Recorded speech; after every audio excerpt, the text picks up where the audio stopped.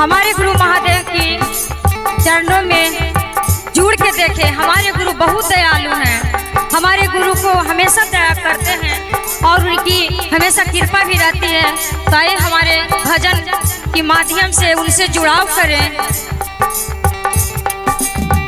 गुरु शिव से जुड़ के देखा साहब हरिंद्रानंद से,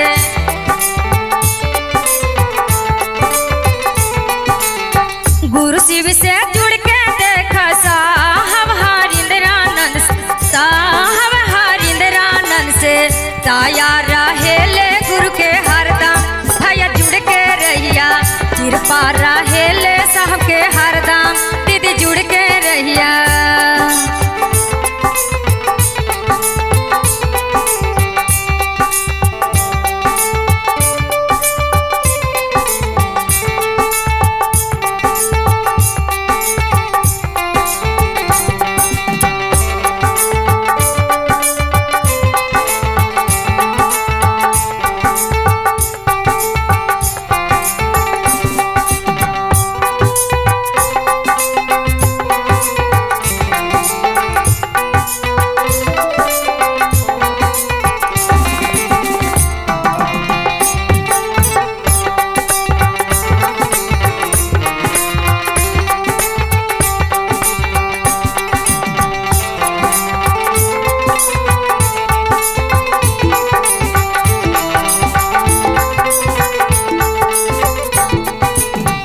जैसे समझ लो भैया अपन घर दुआरा के,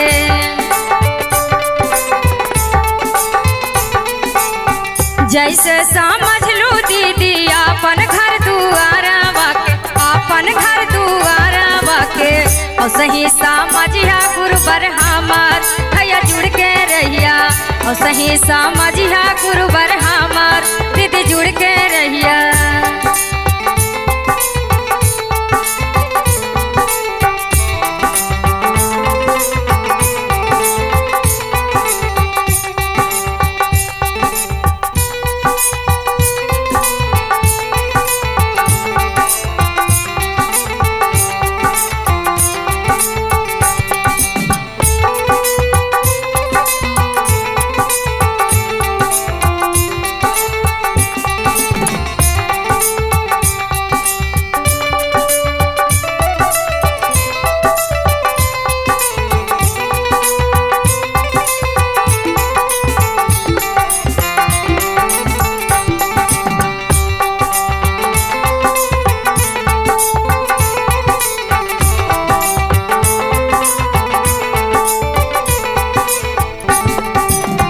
जैसे समझ लो भैया अपन घर के कामा के,